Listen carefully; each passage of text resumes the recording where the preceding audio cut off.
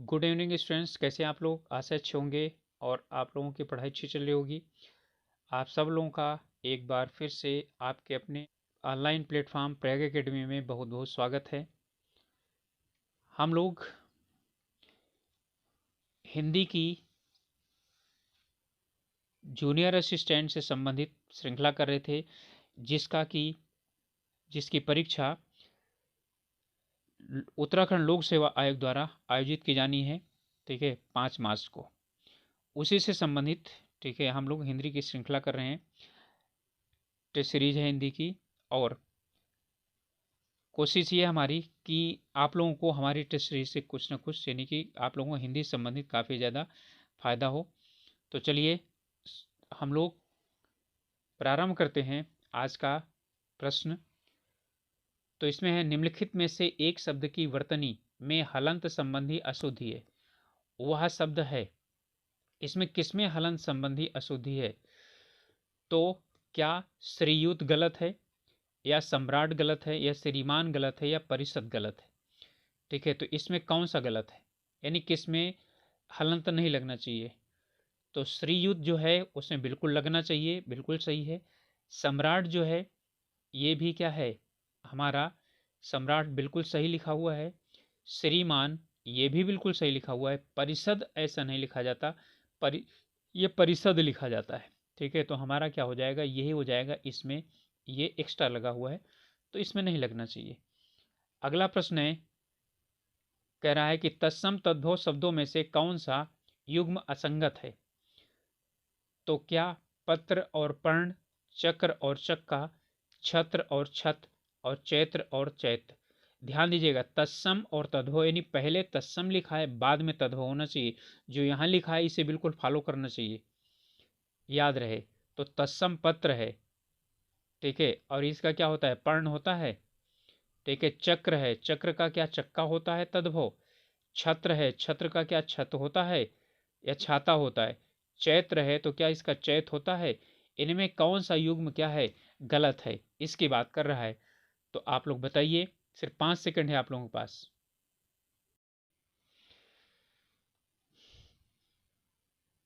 तो इसमें हमारा गलत है पत्र और पर्ण, ये दोनों तत्सम है। पत्र का होता है पत्ता,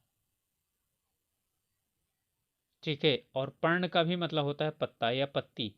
पर्ण कुटीर होता है ना, ठीक है, पत्तों से बनी हुई कुटिया। तो ये हमारा क्या है, गलत है। बाकी सब क्या है, चक्र का चक्का होता है, छत्र का छत होता है, छाता भी होता है, चैत्र का चैत होता है, महीना। ठीक है, ये बिल्कुल सही है। मुझे लगता है हमारा जो पहला वाला प्रश्न था उसमें थोड़ा सा कन्फ्यूजन है, मुझे खुद भी। इसका उत्तर होना चाहिए श्रीयुत, ये गलत लिखा हुआ है। श्रीयुत जो है ना, यहाँ हलंत नहीं होगा, परिषद में हलंत लगता है। ठीक है, तो इसे क्या कर लीजिए, सही कर लीजिए। यहाँ पर श्रीयुत आपका उत्तर हो जाएगा। ये जो है ना गलत है, क्योंकि मैंने ध्यान नहीं दिया था। सम्राट, श्रीमान और परिषद ये तीनों क्या है, ऐसे लिखे हुए हैं। श्रीयुत जो होता है, श्रीयुत का मतलब श्रीमान जी, ये होता है। तो श्रीयुत ना होकर के यहाँ पर हलंत नहीं लगता है, ता होता है। अगला प्रश्न है, निम्नलिखित में से शुद्ध शब्द कौन सा है? लब्ध प्रतिष्ठ, लब्ध प्रतिष्ठ, लब्ध प्रतिष्ठित। ठीक है, लब्ध प्रतिष्ठित। तो जहां जहां प्री लगा है ना, बिल्कुल उसे गलत कर दीजिए, ये और ये गलत है। प्रतिष्ठित होता है, ठीक है, या लब्ध प्रतिष्ठ होता है। तो लब्ध प्रतिष्ठत यहाँ लिखा है, यहाँ लब्ध प्रतिष्ठ लिखा हुआ है। तो हमारा उत्तर क्या हो जाएगा, लब्ध प्रतिष्ठ।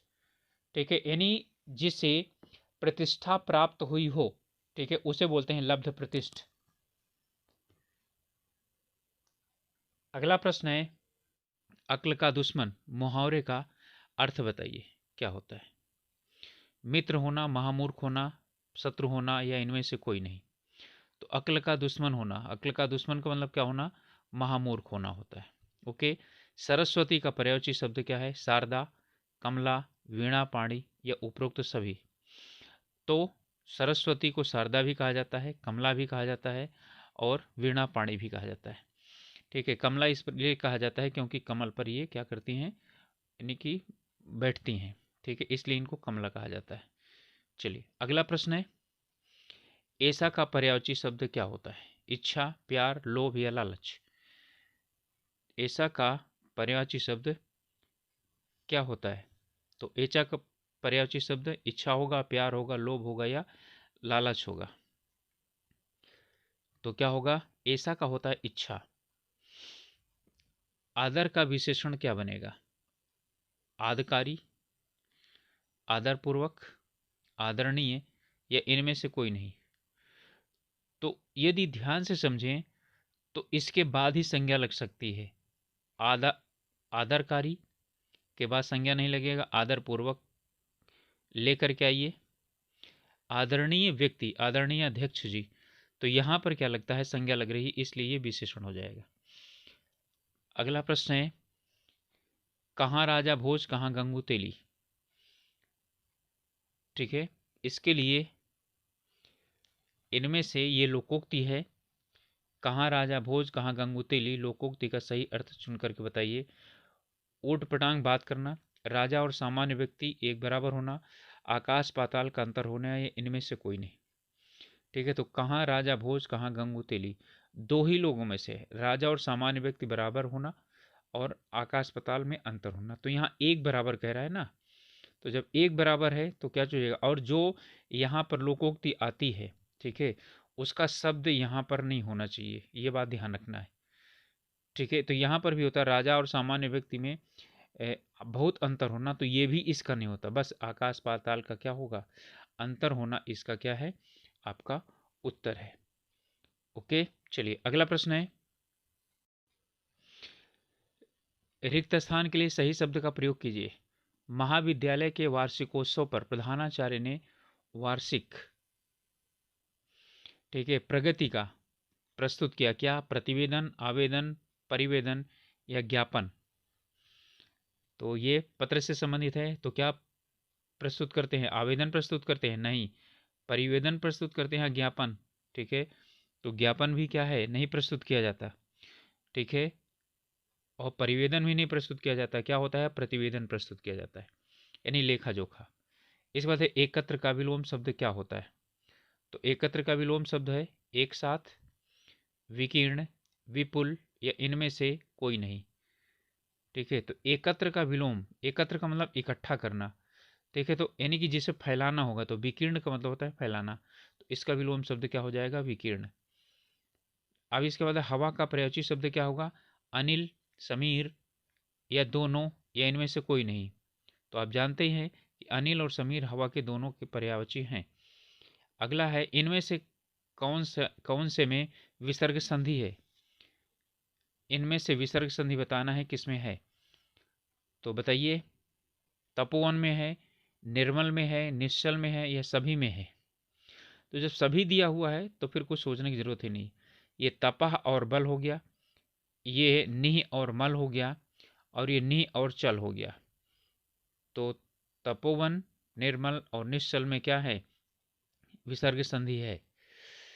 अब अगला है, यहाँ पर लिखा हुआ है कि व्यर्थ, व्यर्थ शब्द का, ठीक है, किन वर्णों में संधि हुई है? व्यर्थ में किन वर्णों की संधि हुई है? यानी यहाँ ये पूछ रहा है कि कौन कौन से वर्ण यहाँ पर मिल करके और इन्होंने संधि किया हुआ है।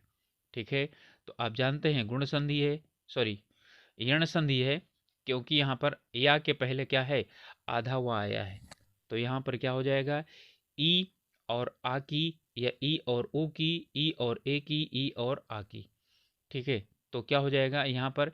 वी और अर्थ, तो आपका क्या हो जाएगा? ई और आ की संधि है, ई और आ मिल करके या बनाते हैं, और वा वाला जो है अधूरा रह जाता है, तो आपका उत्तर हो जाएगा का, ई और आ, या बनता है। श्रेष्ठ कुल में जन्म लिया है के लिए एक शब्द, यानी जो श्रेष्ठ कुल में जन्म लेता है उसे क्या कहा जाता है? समकालीन, कुलभूषण, कुलीन या इनमें से कोई नहीं। तो उसे क्या कहा जाता है? उसे कहा जाता है कुलीन। ठीक है, अगला प्रश्न है, इनमें से बेमेल शब्द का चयन कीजिए। पीटीआई, आकाशवाणी, परिवहन और दूरदर्शन। ठीक है, तो चयन करिए। पीटीआई, आकाशवाणी और दूरदर्शन। ठीक है, ये तीनों किससे संबंधित है? Press trust of India, Akashvani और दूरदर्शन, ये समाचार पत्रों पत्रिकाओं से संबंधित है, और परिवहन जो है वो आवागमन से संबंधित है। तो आपका अलग क्या हो गया? ये हो गया। कनक कनक ते 100 गुनी मादकता अधिकाय में कौन सा इसमें अलंकार है। ठीक है, तो बताइए कौन सा अलंकार है इसमें? उपमा, यमक, अनुप्रास और श्लेष, ये आप लोगों को रटा हुआ है, तो क्या हो जाएगा? यमक अलंकार हो जाएगा। ठीक है, अगला है 15वां प्रश्न, अपने पैरों पर कुल्हाड़ी मारना। ठीक है, इसका अर्थ क्या होता है? अनाड़ीपन करना, आत्महत्या करना, स्वयं को हानि पहुंचाना और उपकार न करना। ठीक है, तो क्या है? अनाड़ीपन करना नहीं है, यह स्वयं को, अपने को हानि पहुंचाना, अपने पैरों पर कुल्हाड़ी मारने के लिए। अगला प्रश्न है, निम्न में से कौन सा शब्द शुद्ध नहीं है? तो कौन सा शुद्ध नहीं है? सैनिक, मटमैले, दैहिक या सनई सनई।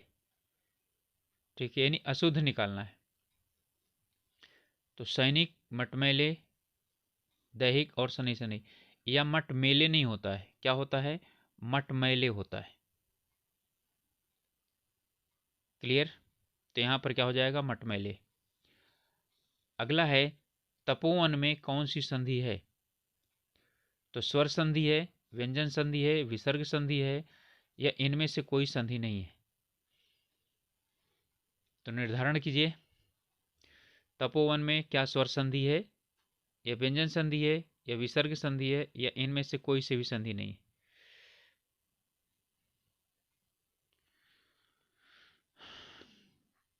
ओके, अभी पहले भी आ चुका है, इसमें विसर्ग संधि है। ठीक है, तपह और वन, तो क्या हो जाएगा? तपोवन। यानी विसर्ग से पहले यदि आ होता है और उसके बाद यारा लावा आता है, ठीक है, या कोई भी स्पर्श व्यंजन आता है, तो जो आ और विसर्ग है वो ओ में परिवर्तित हो जाता है। तो यहाँ पर तपह और वन हो गया, तो तपोवन हो गया। अगला है, निम्नलिखित शब्दों में से द्वंद्व समास किस शब्द में है? पाप पुण्य में है, या धड़ाधड़ में है, या कला प्रवीण में है, या त्रिभुवन में है? तो किस में है? क्या पाप पुण्य में है, या धड़ाधड़ में है, कला प्रवीण में है, या त्रिभुवन में है? त्रिभुवन। ठीक है, यानी तीन भुवन। तीन भुवन का मतलब पृथ्वी, आकाश और पाताल, तो ये त्रिभुवन हो गया। इसका मतलब है द्विगु समास। कला प्रवीण, कला में प्रवीण, यानी कि कौन सा समास?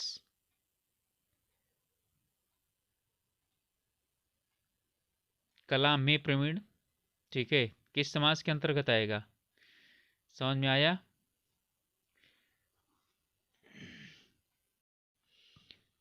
जी बिल्कुल, तत्पुरुष समास होगा, धड़ाधड़।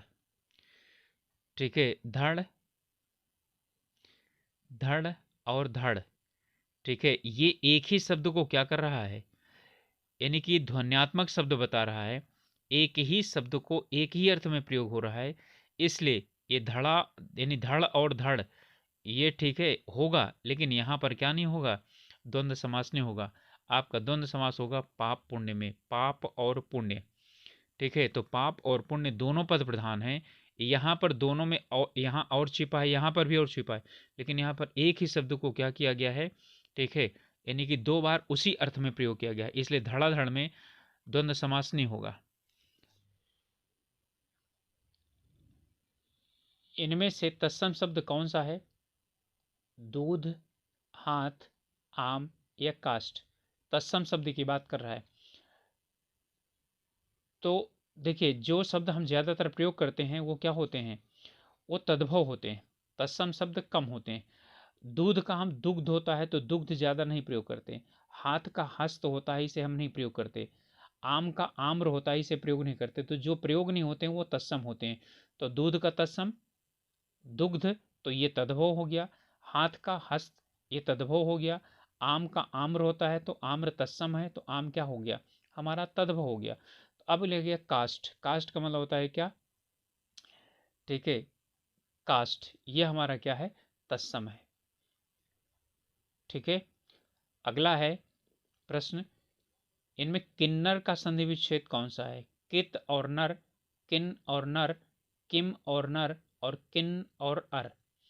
तो इसमें जो यानी कि हमारा प्रश्न है, इसका उत्तर क्या हो जाएगा? कित और नर या किम और नर। तो ये ता है ना, ता जो है ना आया है तो अपने किस में परिवर्तित हो जाएगा? पांचवें में परिवर्तित हो जाएगा। व्यंजन संधि यही कहती है कि प्रथम वर्ण के बाद, यानी कि किसी भी जो भी हमारा स्पर्श व्यंजन है उसके प्रथम वर्ण के बाद कौन आता है? ठीक है, यदि हमारा अनुनासिक आता है तो वो भी अनुनासिक बन जाता है और अपने वाले में पांचवें में बदल जाता है। तो ता था दा धा ना, तो ता जो है ना में परिवर्तित हो जाएगा। इनमें से कह रहा है कि कौन सा वर्ण तालव्य नहीं है? तालव्य छा, का, चा, झा। तो आप जानते हैं चा, छा, जा, झा ये सब एक ही के हैं। तो अब उत्तर क्या हो जाएगा आपका? का। ये तालव्य नहीं है, ये क्या है? कंठ है।